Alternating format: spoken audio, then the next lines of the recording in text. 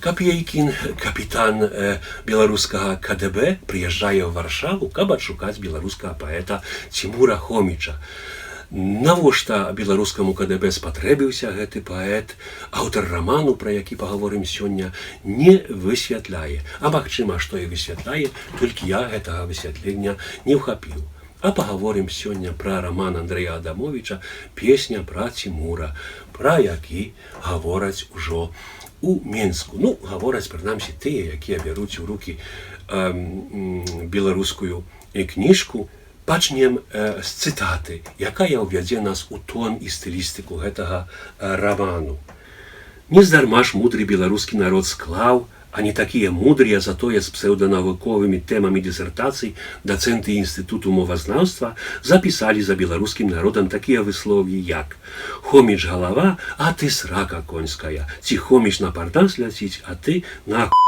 Зрэшты, вы і самі можаце знайсці прыказкі, прымаўкі, показкі і мацерныя вершыкі пра Хоміча ў слоўніках і зборніках навуковых канферэнцый. А калі ты чалавек таленавіты, Цімурам пацалаваны, то можа і сам штосьці такое напішаш, намазюкаеш. Але між намі, рыбаловамі-аматарамі, не веру я, што нешта выйдзе хоць у каго-небудзь з вас. Колькі ў часы Хоміча было паэтаў, а як хопішся, дык гэты графаман, той крывы, той кульгавы, гэты на фуршэце абасраўся, гэты проста субутэльнік выдаўца. Ну, некаторая лексіка, якую выкарыстаў тут аўтар, раней бы у беларускіх раманах пазначалася б зорачкамі. Так. Не ведаю, ці ў гэтым рамане яна пазначаная зорачкамі, таму што я папяровай кнігі, як артэфакту беларускай пісьменнасці, не маю. Маю затое электронны варыянт. Это такая вясёлая кніжка, напісаная з гумарам, хаця гумар гэты час ад часу скрыпіць на зубах, так як бы вы ели французскі рагалік, да якога пекар дамяшаў трохі жвіру. Пра што гэты раман? Ён збольшага, як я сказаў, пра пошук паэта Цімура Хоміча, але гэты сам пошук умоўны, як умоўная Варшава, як умоўны беларускі КДБ, як умоўны капітан Капейкін. Хаця некаторыя персанажы, якія збіраюцца там у Варшаве, яны маюць прозвішчы рэальных персанажаў, якіх мы ведаем у Беларусі. Там і Андрэй Куціла, і сам Андрэй Адамовіч, Віталій Рыжкоў, Сергей Календа, ягоны літаратурны альтер-эго А. і Бацкель і Андрусь Горват. Дарэчы, пра Горвата я вам прачытаю цытатку. Андрусь выглядаў не проста суперпаспяховым пісьменнікам, але персанажам легендаў, які адным позіркам можа адбудаваць хату, другім падаіць казу, трэцім давесці да наймацнейшага вагінальнага аргазму. Прабачыць такому мужчыну лёгкую самазакаханасць і пуставатасць – гэта не ахвяра, гэта кава, туліпаны і французскі рагалік у ложак. Гэта 15 лайкаў на фотааватаркі ў Фейсбуку, гэта каментар ад незнаёмага мужика пра знешнасць, карацей, адна прыемнасць. І вось такіх іранічных і зласлівых вінетак каментароў, зласлівых, але не злосных, я сказаў бы, у рамане болей.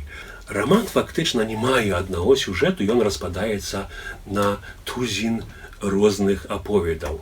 Фактычна гэты пошук паэта Цімура Хоміча ў Варшаве – гэта такая рама, у якую ўстаўленыя розныя апавяданні пра беларускую рэчаіснасць.